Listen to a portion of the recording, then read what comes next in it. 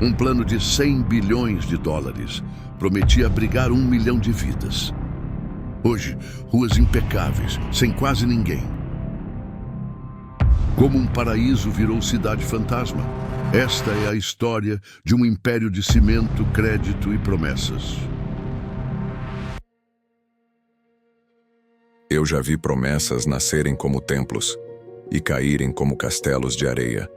Vi homens erguerem cidades para o futuro e esquecerem de construir caminhos para o presente. Há muito tempo, eu deixei de caçar o ouro que brilha e passei a buscar o ouro que sobrevive ao tempo. O que você vai ver agora não é apenas uma história sobre dinheiro. É sobre o preço da ambição e o silêncio que sobra quando ela vai embora. Eu sou o guardião das riquezas escondidas. E hoje, vou te levar para dentro de uma cidade feita de sonhos, mas habitada apenas por ecos. Antes de existir a promessa, havia uma imagem, um mapa desenhado por arquitetos com mãos firmes. Torres que refletiam o sol, vias largas, marinas cheias, parques, uma cidade pensada para 1 milhão de vidas. Em cadernos de investidores, os números brilhavam. 100 bilhões de dólares de investimento. Nomes poderosos, empresas, contratos assinados numa sala com vista para o futuro. O projeto teve um nome que soava como promessa: Forest City. Imagens aéreas, maquetes, plantas, renderings hiperrealistas, crianças brincando em uma cidade que ainda não existia. Mas promessa, quando se confunde com certeza, pode se tornar um terreno perigoso, porque promessa é crédito, e crédito, uma aposta no amanhã. A empresa por trás do sonho era a Country Garden, uma gigante do desenvolvimento imobiliário da China, experiente, ambiciosa, impetuosa. No modelo que dominou a China, incorporadoras vendiam casas antes de construí-las. O dinheiro dos compradores alimentava novos projetos e o ciclo girava. A expansão para o exterior parecia natural. Mercados novos, preços atrativos e a promessa de que estrangeiros comprariam unidades pelo valor do sonho, um investimento e uma porta para um estilo de vida. Mas o mundo mudou. O governo chinês, diante de uma bolha e de riscos sistêmicos, começou a estreitar o crédito. Investidores perderam acesso aos dólares que alimentavam a máquina. A alavancagem, que antes parecia mágica, tornou-se armadilha. Especialistas falavam: vender antes de construir foi o motor do crescimento imobiliário chinês. Quando o fluxo de capital para, o motor para também. Na prática, isso significou que um projeto que dependia de financiamento contínuo e de compradores que chegassem em massa começava a desacelerar. Eu observei homens tentando comprar o futuro com papel, mas o futuro não aceita fiado. Então chegamos. Saímos de Singapura e em minutos a paisagem mudou. Arranha-céus que brilham ao longe. E a cidade ao pé deles, quase sem gente. A câmera segue os apresentadores enquanto circulam por ruas impecáveis. Vitrines fechadas, lojas apagadas. A manutenção é perfeita, o paisagismo impecável, quase teatral. Como se alguém ensaiasse vida para quando o público chegasse. Encontramos algumas pessoas. Alan, um aposentado que prefere o silêncio. Staffan, um morador temporário que gostou da vista vazia. São raros, e as vozes que ouvimos se dividem entre fascínio e espanto. Alan dizia: eu gosto daqui porque posso pescar, caminhar, não gosto de multidão, para mim funciona. Mas havia algo mais. Guardas por toda parte, mais segurança do que moradores. Um paradoxo logístico, proteger um lugar vazio como se fosse um tesouro. É fácil filmar o vazio, difícil é filmar a história por trás dele. Os contratos, os acordos e as mãos invisíveis que acreditaram que os números jamais falhariam. Às vezes, o silêncio é o som mais caro que existe. Aqui cada prédio vazio vale milhões, e cada ausência custa uma fortuna. O sonho tem sempre um contador de histórias invisível, o dinheiro. Para entender por que cidades surgem e depois dormem, é preciso entrar no circuito financeiro que as concebeu. No coração de Forest City estava a mecânica conhecida como venda na planta, uma promessa comercial onde o futuro é vendido antes de existir. Compradores pagavam parcelas, incorporadoras reinvestiam esses recursos e o ciclo girava. Construção, marketing, mais vendas. Feche os olhos e imagine um rio de contratos.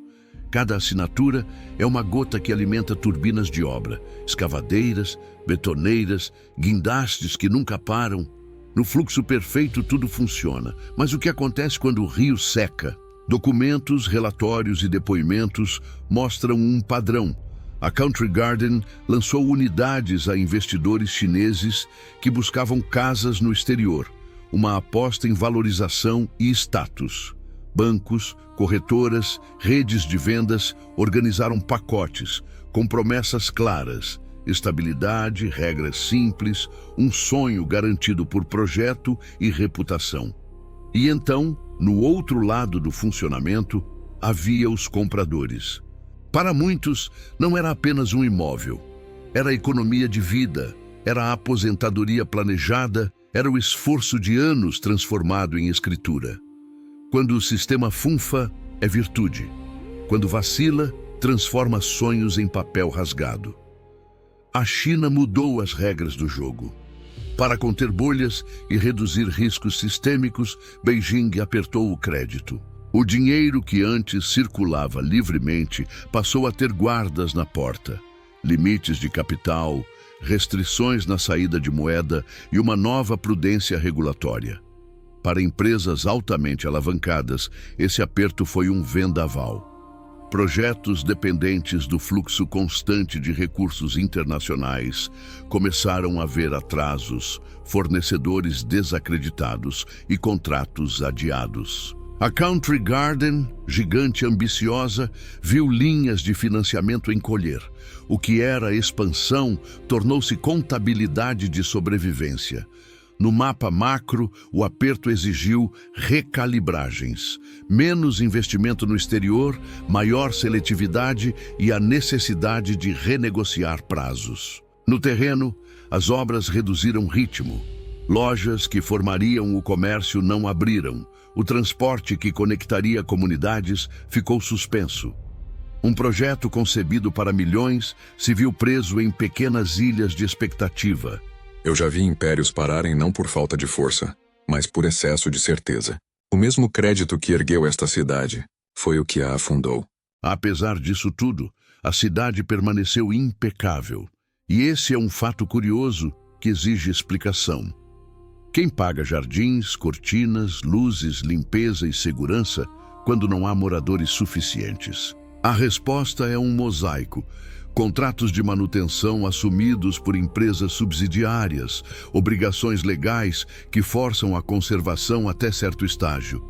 Interesses de imagem que preferem mostrar uma vitrine do que admitir fracasso. Por isso, você vê palmeiras podadas, fachadas limpas e ruas com iluminação perfeita. Mas o passeio a pé é quase sempre silencioso, exceto pelos passos dos seguranças. É a performance de uma cidade que se recusa a entregar a cena do abandono. E há outro elemento, a narrativa. Para investidores e governos locais, manter a estética equivale a manter a esperança. Uma praça bem cuidada é um argumento visual de que o projeto tem futuro. Uma fachada brilhante convence mais que um relatório contábil. Eles chamam isso de progresso. Eu chamo de teatro. Uma peça onde ninguém assiste, e mesmo assim o espetáculo precisa continuar. Mesmo onde os grandes números falham, a vida encontra frestas. Em Forest City, encontramos aqueles que escolheram ficar, por escolha ou necessidade, e parecem ter inventado suas próprias razões para permanecer. Conhecemos Alan, um aposentado que prefere o silêncio e as manhãs livres para pescar. Conhecemos outros, freelancers, nômades digitais que buscam preços baixos e espaço. Entre apartamentos vazios, pequenas histórias florescem. um café que abre às tardes, um grupo de voluntários que organiza eventos e cria sentido. Essas pessoas não são estatísticas, elas são testemunhas de um experimento habitacional que, mesmo incompleto, oferece rotina, vistas e um pedaço de vida por um custo que para alguns vale a pena. E é com elas que percebemos que a cidade pode ser um fracasso econômico e, ao mesmo tempo, um refúgio existencial para poucos. Nos cantos menos óbvios da cidade, nasceram experimentos. A Network School, pequenas aceleradoras, comunidades que testam formas alternativas de viver. São grupos que veem o vazio como oportunidade, espaço barato, liberdade regulatória em zonas especiais e a chance de criar uma sociedade quase do zero. Esses projetos misturam ideias de tecnologia, meritocracia e utopia. Eles convidam profissionais do mundo inteiro, prometendo um ecossistema onde quem contribui constrói autoridade e onde as normas podem ser reinventadas. É uma versão contemporânea de colonização, não por soldados, mas por startups, por criadores, por idealistas. Funcionam? Em parte. Alguns tentam criar microeconomias. Outros testam educação alternativa ou experimentos de governança. O resultado é heterogêneo. Sucessos locais, fracassos rápidos e uma energia curiosa que contrasta com o resto da cidade. Mas o território não é feito só de areia e concreto, é também de leis e fronteiras. A presença de uma cidade como Forest City envolve negociações complexas entre nações. Malásia, Singapura e a própria China. Zonas econômicas especiais, tratados, isenções fiscais e acordos administrativos transformam geografia em tabuleiro diplomático. Aqui a política tem serventia prática, permitir regimes fiscais atrativos, atrair talentos e, por vezes, criar enclaves que desafiam o uso territorial tradicional. Para alguns, a cidade é um experimento sobre como repensar soberania, facilidades para investidores, regras flexíveis para empreendedores e um ambiente que se pretende internacional. Mas os acordos que abrem portas também podem criar tensões. Quem controla o solo, quem determina benefícios e quem responde quando promessas não se cumprem. Perguntas legais ficam no ar. E a complexidade retarda soluções simples. Enquanto estruturas e políticas se desenrolam, há vítimas reais, compradores que investiram economias, famílias que foram seduzidas por renderizações promissoras, pequenas empresas que esperavam um fluxo de clientes. O custo humano de um projeto que não cumpre expectativas aparece em cartas, em chamadas de suporte, em processos judiciais. O preço moral é aquele que se paga em confiança perdida.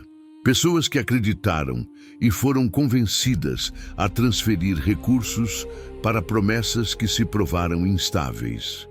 E ainda que a manutenção estética esconda a ruína, as histórias individuais perfuram a fachada. Um casal que não recebeu chaves, um investidor que perdeu reserva de vida, um comerciante que viu seu plano de negócio evaporar. Esse é o custo que os números não contabilizam.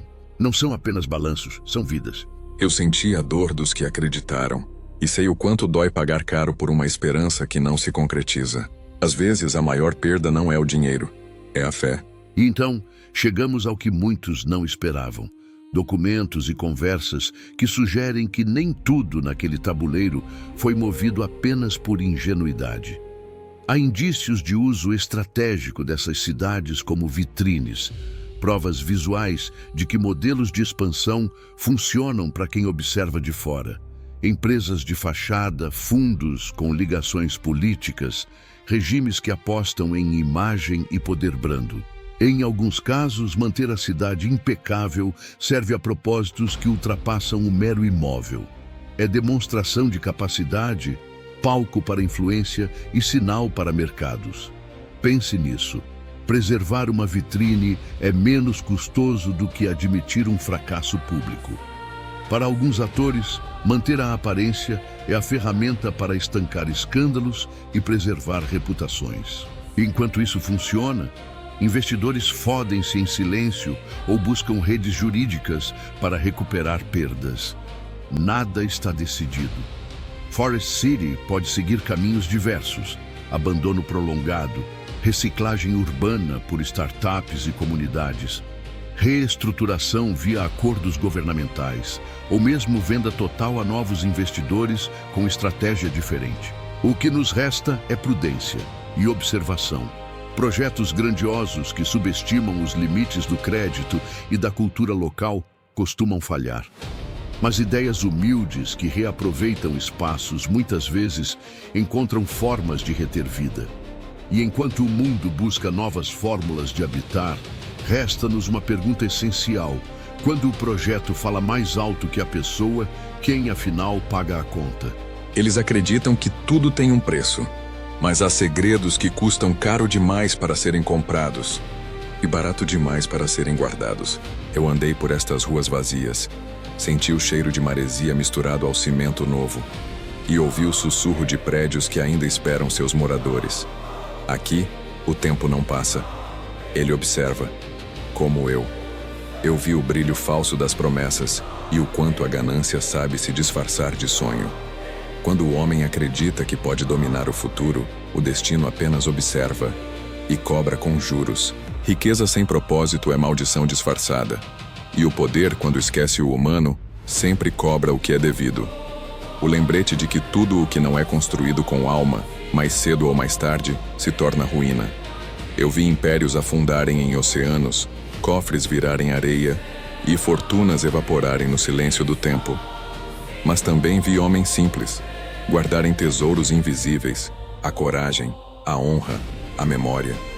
Eu sou o guardião, não do ouro, mas das histórias que o ouro tenta esconder. Enquanto houver homens que acreditam que o poder é eterno, eu continuarei observando, porque a verdadeira maldição é esquecer o valor das coisas que o dinheiro nunca vai comprar. Se esta história tocou você, conte nos comentários. Que cidade do futuro você construiria primeiro e para quem? Inscreva-se para mais histórias onde riqueza, poder e destino se cruzam. A próxima história já começou, e talvez ela envolva você.